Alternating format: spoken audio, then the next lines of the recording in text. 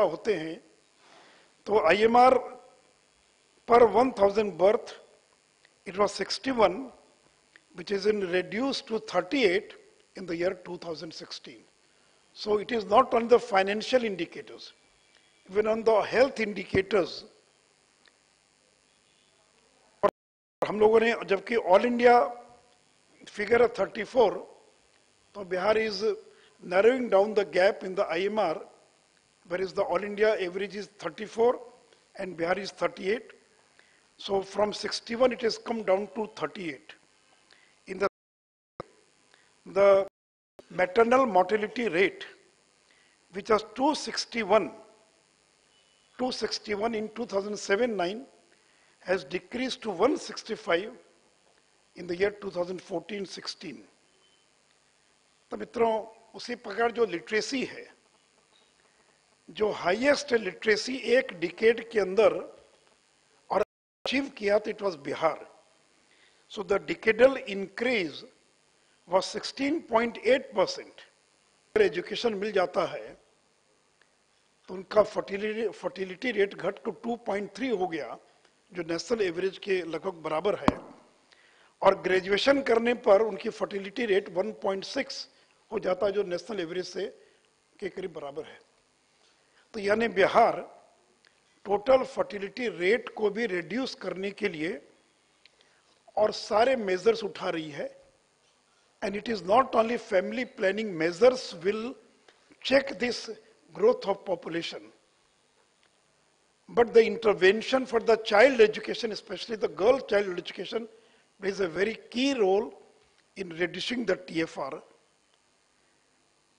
And in the year 2007-8, the Bihar government decided that we will provide a bicycle to each and every girl student taking admission in class 9. So in 2007-8, 1.56 girl students were admitted in class 9, and because of this cycle yojana, in 17-18 it increased to 7,13,000. Only because of intervention by providing bicycle to the school going girl student, the increase the number of girl students admitted in class 9 increased more than 4.50% times 4.5 times increased from 1.56 lakh to 7.13 lakh. और मित्रों, इन सारी चीजों का परिणाम भी हुआ है कि जो पॉवर्टी रेशियो है बिलो पॉवर्टी लाइन, तो according to Tendulkar methodology in the year 2004-5, the below poverty ratio was 54.4% in Bihar, and whatever the latest data is available of 2011-12, so from 54.4% it has decreased to 33.74%. So about a decrease about 20% according to Tendulkar methodology. मित्रों, केवल social sector में ही बिहार के अंदर परिवर्तन नहीं आया है, बल्कि फूड ग्रेन के प्रोडक्शन में भी. और बिहार ने एग्रीकल्चर रोड मैप तैयार किया था 13 डिपार्टमेंट्स का मिलाकर, और उस रोड मैप का परिणाम ये हुआ है कि the production of rice, there was an increase of 135% increase in the production of rice between 5-6 to 16-17. Wheat में 116% का growth, and maize.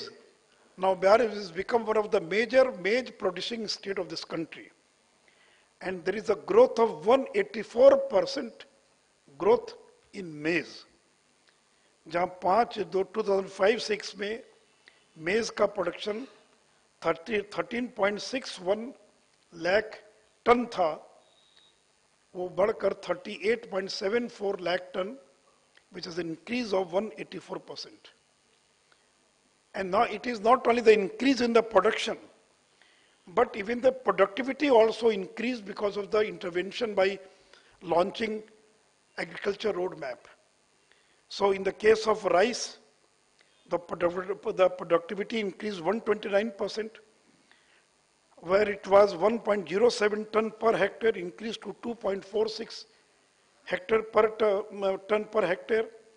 वीट में 107% प्रोडक्टिविटी इंक्रीज की, और मक्का में there was increase of 155% productivity increase per hectare.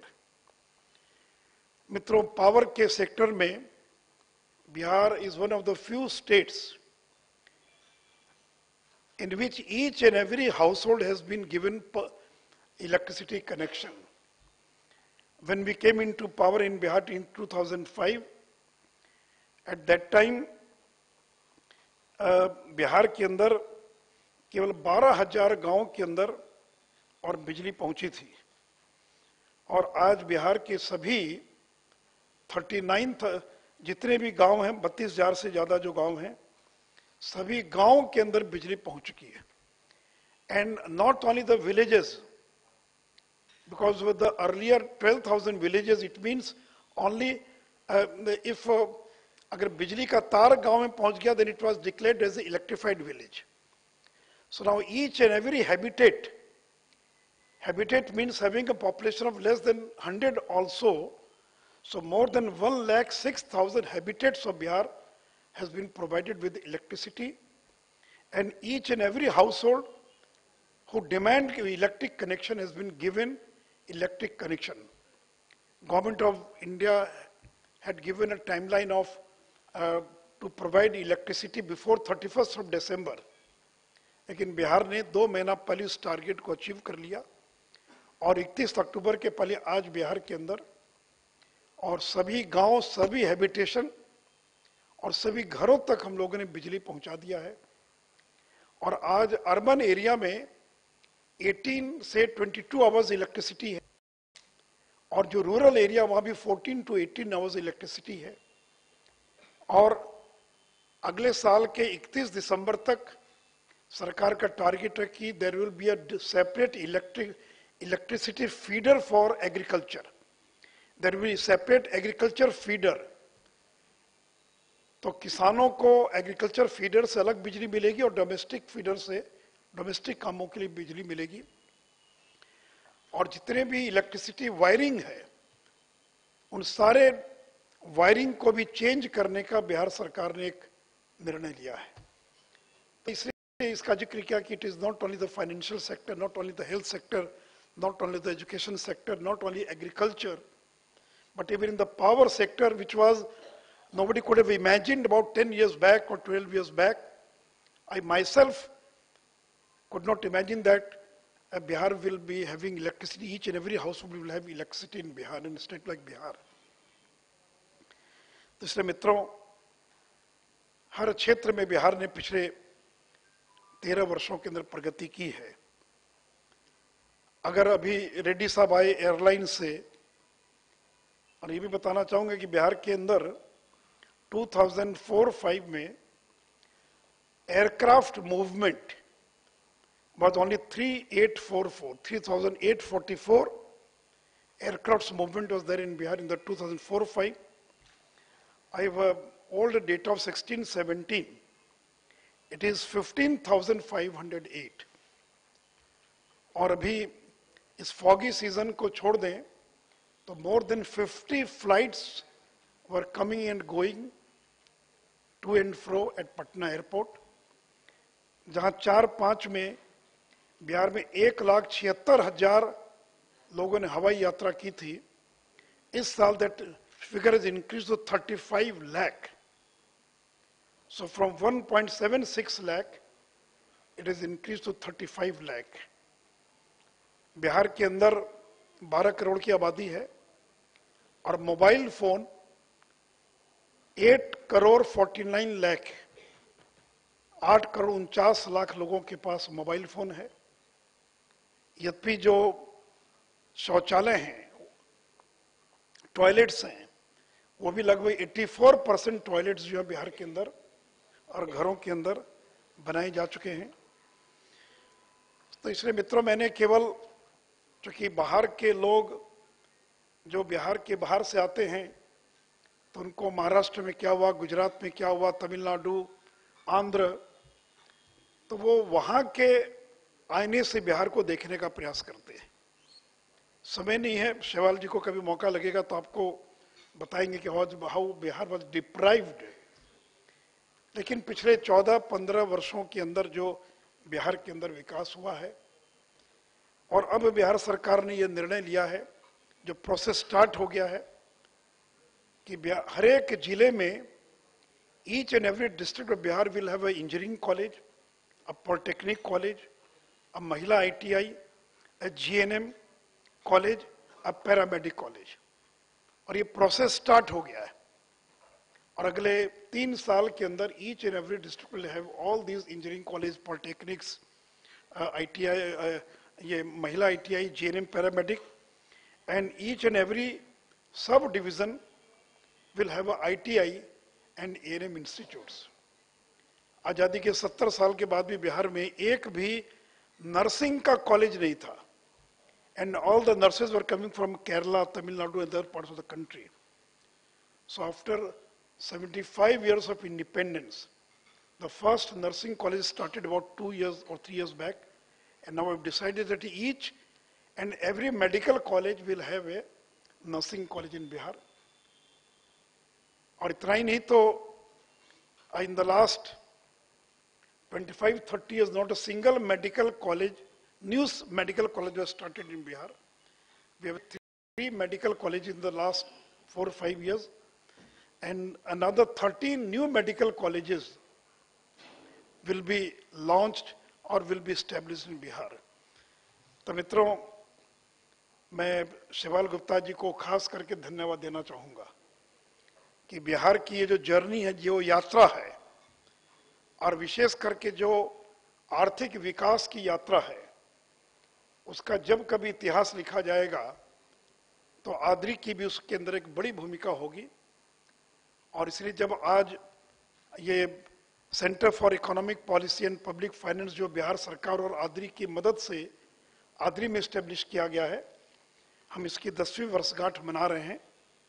तो मैं ADRI और इस सेंटर से जुड़े सभी लोगों को अपनी ओर से बधाई देता हूं, और आगे भी हम हर प्रकार की मदद इस संस्थान के विकास के लिए देंगे। इन्हीं शब्दों के साथ देश भर से आए हुए तमाम जो एक्सपर्ट्स हैं, इकोनॉमिस्ट हैं, अलग अलग फील्ड के, और 2 दिनों तक हेल्थ से लेकर एग्रीकल्चर से लेकर सारे विषयों पर हम चर्चा करेंगे।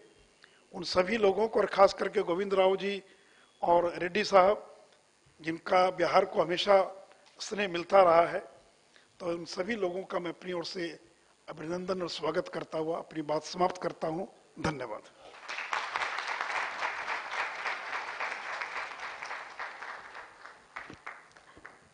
Thank you, sir, for your insightful inaugural address. As a token of respect and appreciation, we shall be presenting mementos to our distinguished guests. For this, may I now request Shri S. Siddharji, Principal Secretary, Finance Department, Government of Bihar, and the Chairman of CPPF, to present the token of mementos to our dignitaries. Firstly, to Shri Sushil Kumar Modi ji, Honorable Deputy Chief Minister, Bihar.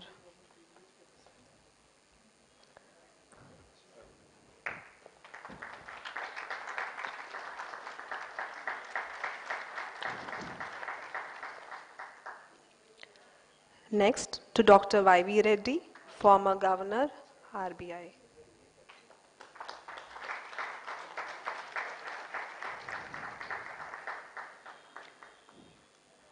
To Professor M. Govindrao, Chairperson, Academic Advisory Committee, Center for Economic Policy and Public Finance.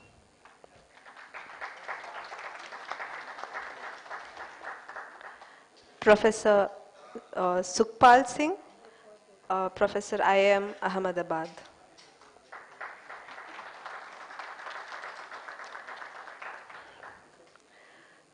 To Professor Anjan Mukherjee, Emeritus Professor, JNU, New Delhi.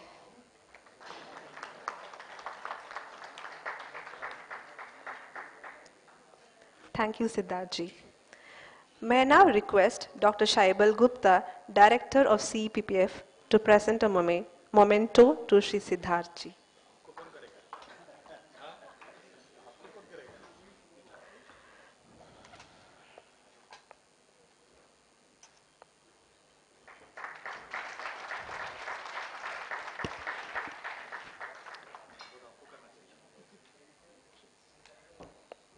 Thank you, Dr. Gupta. I would like now to invite Professor Anjan Mukherjee, Emeritus Professor, Jawaharlal Nehru University, New Delhi, to propose the vote of thanks. Please.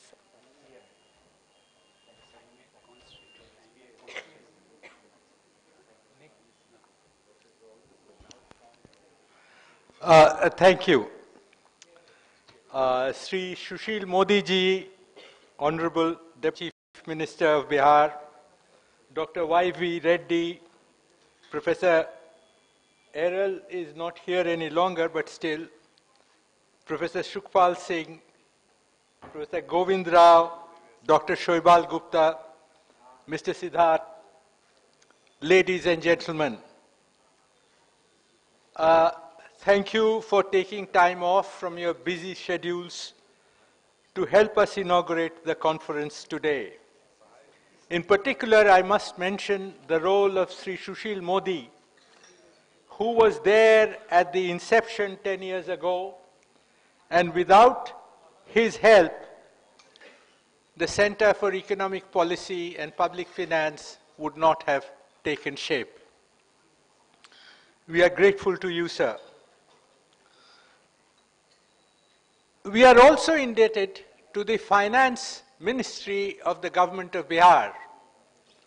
I think at the initial stages, it was represented by Mr. Naveen Kumar, if I am not mistaken, and right through the periods, for the 10-year period, they have sustained and provided support. The current incumbent, Mr. Siddharth, has also continued this rich tradition, and we are grateful to you. Thank you. Dr. Y.B. Reddy, sir, thank you for your presence. You, sir, should be an inspiration to all policymakers, because it is your successful policies, very few such instances are there, protected the country from the vicissitudes of the functioning of the international markets some years ago. We are grateful to you for taking time and being with us today. I had to twist Errol's hands a little bit to come here because he's my former student, so I could do that.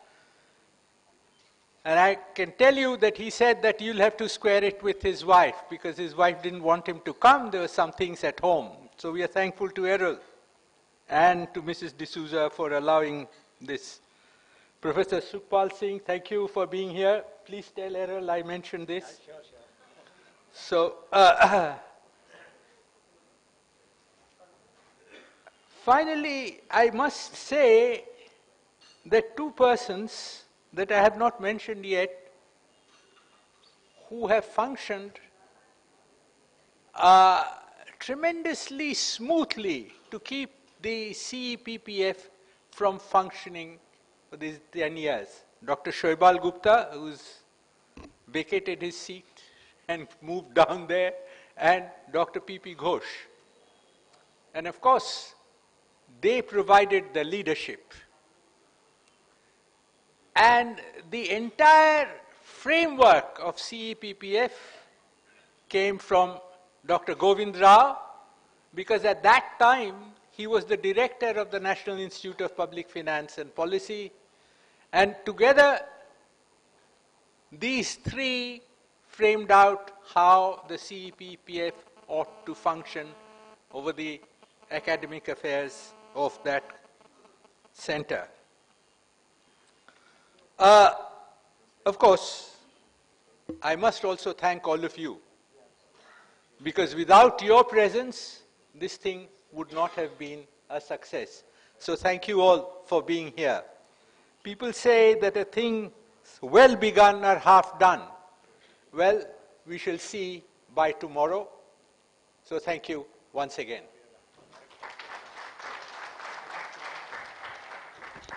Thank you, Professor Mukherjee. Ladies and gentlemen, we now have come to the end of the inaugural session.